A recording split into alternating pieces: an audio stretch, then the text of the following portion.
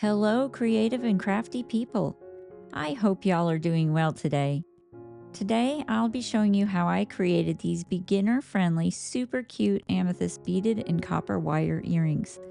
I will be using copper wire to make my earrings, but you can use whichever type of wire you'd like to make yours, such as silver, gold, and platinum, just to name a few. I will also be using some amethyst beads, but again, you can use whichever type of beads you like. So as we get ready to create these earrings, remember, this is your creation and you get to create it the way you like it. Each piece of jewelry is unique, just like us. We are all unique and created beautifully. If you'd like to learn how I created this fun project, then stick around and let's get creating.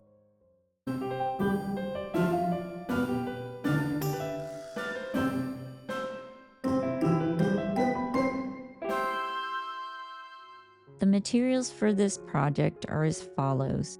We'll need 2 pieces of 18 gauge wire cut at 8 centimeters in length. You'll need 2 pieces of 20 gauge wire cut at 4.5 centimeters in length. You'll need 2 pieces of 20 gauge wire cut at 2 centimeters in length. We'll need 2 6mm amethyst beads, or whichever types of beads you'd like to choose. We'll need a pair of chain nose pliers, a pair of looping pliers, a pair of flush cutters, a chasing hammer, a bench block, a cup burr, and a file. I forgot to put the file in this little video clip, but you'll need a file as well. If you didn't catch something in this materials list, you can either go back and rewatch this part of the video, or you can check out the materials list in the description down below. Now let's get started on this project. To start our project, we're going to need the 2 pieces of 18 gauge wire cut at 8 centimeters in length and a pair of looping pliers. So first we're going to grab the ends of both wires at the same time between the 2 and 3mm barrels of the looping pliers, and we're going to loop around the 2mm barrel until the end of that wire comes back and meets up with itself. You'll need to readjust your looping pliers just to get that end to completely touch up against there. And there you can see we've got our loops made. Now we're just going to grab one of these wires and our chain nose pliers, and we're going to start a spiral here. So grabbing the loop with the chain nose pliers, we're going to start rolling that wire in over itself to create our spiral. And you may have to keep adjusting your pliers like I'm doing here. And we're just going to keep tucking that wire in and make any adjustments we need to. I like to make this a little bit tighter, so I'm going to go ahead and push that up to the top a little bit more, bring it in a little bit more until I get my spiral just right. Now we want this spiral to be one complete rotation. So the bottom part of the spiral is going to line up with the little tip or point of the teardrop in the center of the loop there. So that loop makes a little teardrop shape. And we want it to come right to the point of that teardrop. And the same with this side. So I'm going to turn it in just a little bit to make sure that that spiral comes completely around. And there you can see they're done. Not exactly the same, but very close. Now grabbing our looping pliers, we're going to grab the other end between the 2 and 3mm barrels, wrapping around the 2mm barrel. We're going to create another loop on the opposite end, going the opposite direction. And now we're going to do this again. We're going to grab this loop and we're going to make a spiral. Come back in toward itself one complete rotation, just like we did on the other side, only the opposite side. So here you can see we're readjusting and making micro adjustments to get this nice smooth transition as much as possible. And we're just making a little S shape here, as you can see. And you just keep adjusting until you get your shape just the way you want it to. You want both of those spirals to be directly on top of each other, with the points of the teardrops pointing at each other. So notice I keep making the adjustments until I get it to where I want it. And there you can see they're just about on top of each other. And I went ahead and did the other one off camera. There you can see they're almost identical. So now we're going to take both of these looped sides and we're going to just push them in right to that center wire there. And now we're going to do the same thing on this other wire. We're going to push those two spirals in toward the center wire, and there is the two completed S's. And when you turn one, it's inverted. Earrings need to be inverted or mirror each other. And now we're going to grab the bench block and chasing hammer, and we're just going to hammer both of these pieces flat. Hammering not only hardens the piece, but it also gives a nice little flat surface for the light to reflect off of. And here you can see I've flattened and hardened both of my wires. And we're going to go ahead and make sure we do any adjustments after hammering those wires. The wires tend to kind of splay apart or pull apart when they get hammered, so you need to make sure you make any adjustments you can. And now with the magic of video editing, I went ahead and polished these off camera. And there's your pieces, nice and polished. And you can polish these in numerous ways with a polishing wheel, with a tumbler, or even hand polishing. Now grabbing the 20 gauge wire cut at 2 centimeters in length, those two pieces, and our bench block and the chasing hammer, we're going to hammer the very ends of these wires about 1/8 to 1/4 inch from the end. So I'm just going to hammer this wire out and away from the ends of the wire. What that's going to do is make a little paddle shape at the end of your wire like this. So now we're going to grab our amethyst beads and place those on the opposite end of those wires. And what that paddle did is it made a little place for the bead to sit on. It's a little wider so the bead cannot fit over the top of those little paddles. So we're going to do that on both pieces of wire. Put our amethyst beads on each piece. And there you can see how those amethyst beads just fit right on top of there, and they're not going to slide over the top there. Now taking one of those, we're going to make sure that the paddle side faces us. So the shiny part of the paddle side, not the narrow side, but the wider side. And we're going to bend the top of the wire right toward us at a 90-degree angle.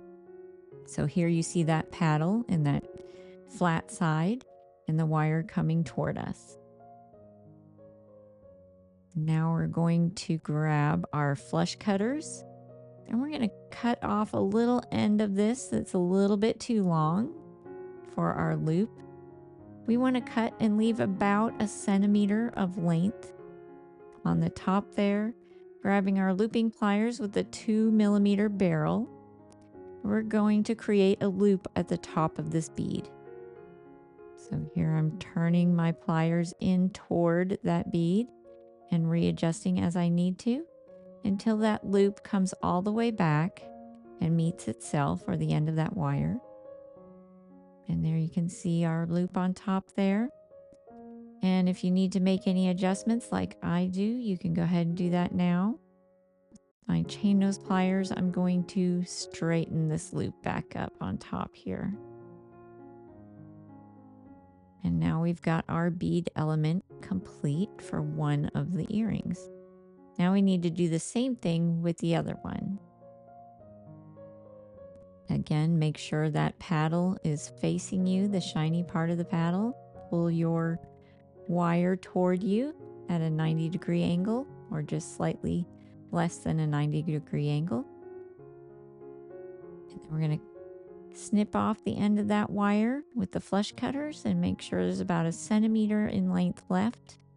With our 2mm barrel on our looping pliers, we're going to make a loop all the way, bringing that end of the wire all the way back to itself.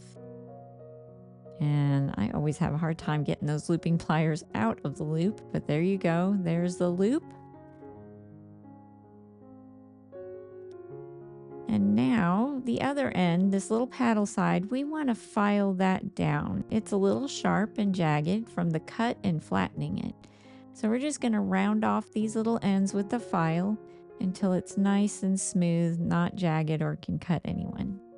And there, I've done both of them off camera. Now, getting my chain nose pliers, I'm going to twist open that loop we just made out to the side. Never pull it out forward toward you, but out to the side. It will misshape your loop if you do that. So you want to do it toward the side. And then you twist it back after placing your earring element on that loop, like so. And there you can see we've got a little bead on the end of that S. And now we're going to do the same thing with the other side. So grabbing our bead element, we're going to grab the loop off to the side with our chain nose pliers. We're going to twist that loop out to the side.